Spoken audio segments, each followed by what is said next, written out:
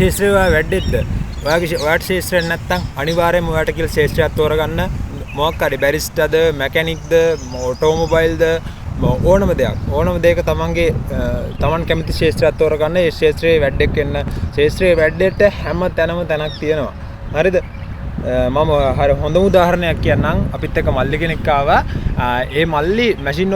ලේත් machine operators හොඳටම දන්න කෙනෙක් ලේත් මැෂින් ගැන හොඳටම දන්න කෙනෙක් එයා ආවා එයාට හින්දි බෑ එයාට ඉංග්‍රීසි බෑ ඉතින් එයාට ප්ලෑන් එකක් දුන්නා ට්‍රයල් එකක් කම්පැනි එකේ ඉන්ටර්වයුව ගිහලා එයාට ට්‍රයල් එකක් හම්බුණා ඒ ට්‍රයල් එකේ දුන්න ප්ලෑන් එකේ විදියට මෙයා කැපුවා ඉතින් කම්පැනි ඕනර් මාරම හැපි එයා ඇවිල්ලා කතා කරලා කෙලින්ම එයා ජොබ් එකට ගත්තා හොඳ සැලරි එකකට එයා කෙලින්ම ජොබ් එකකට ගත්තා එයාගේ ඉංග්‍රීසි හින්දි අපහසුතාවය ඒ කියන්නේ එයාට ඒ හින්දි හරියටම බෑ කියලා එයාට කිසි ගැටලුවක් ගියේ නෑ එයා කෙලින්ම ජොබ් එකට ගත්තා ඉතින් මේ වගේ රටකට එනවා නම් ඇත්තටම තමන් ශේෂ්ත්‍රයේ වැඩක් වෙන්න මොකද ඔයා කම්පැනි එකට හයර් කරන්නේ කම්පැනියේ තියෙන අවශ්‍යතාවය සහ පුරප්පාඩුව සම්පූර්ණ කරන්න ඔයාට පුළුවන් නම් හරිද ඒකෙත් ඔයා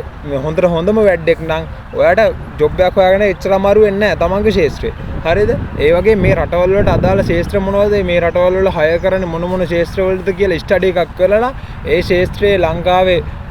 මාස 6ක විතර එක්ස්පීරියන්ස් අරගෙන ඒකේ හොඳම එක්ස්පීරියන්ස් එකක් අරගෙන ඔයා මෙහෙට එනවනම් ඔයාට මෙහි ජොබ් එකක් හොයාගෙන අමාරු වෙන්නේ නැහැ හරිද දැනට තියෙන සිටුේෂන් එක අනුව දැනට නම් එන්න මම රෙකමන්ඩ් කරන්නේ නැහැ. ඉතින් මේ තත්ත්වය ඔක්කොම සමන වුණාට පස්සේ ඔයාලට එන්න පුළුවන් ආයි ජොබ් ඕපන් වුණාට පස්සේ තමන්ගේ ශේෂ්ත්‍රයේ වැඩක් කියන්න. ඇත්තටම අන්ස්කිල් නම් එන්න එපා කියලා තමයි මට කියන්න තියෙන්නේ. කිසි කෙනෙක් කියන ඒවා විශ්වාස කරලා අන්ස්කිල් එන්න එපා. මොකද ඔයා ලංකාවේ තියෙන සේසතම උගස් තියලා සේසතම ණය වෙලා ඉවරලා මෙහෙට එන්න එපා. ලංකාවේ ණයත් අනාතයි මෙහෙට ආවම ඔයත් අනාතයි. ජීවිතේ හොඳම කාලේ නිකන් ගෙවෙන්න දෙන්න එපා. හරිද ජීවිතේ හොඳම කාලේ මහන්සියලා Tamanට කියලා ගොඩනගා ගන්න පුළුවන් තත්ත්වයක් හදාගන්න නැතුව අන්ස්කිල් ඇවිල්ලා අනාත නම් වෙන්න එපා. හරිද මට අද වීඩියෝ එක මට තමා කියන්න තියෙන්නේ තමන්ගේ ශේෂ්ත්‍රයේ තමන් හොඳටම වැඩක් වෙන්න මොකක් හරි හරිද මෙහි බැරිස්ටා තියෙනවා ඊට පස්සේ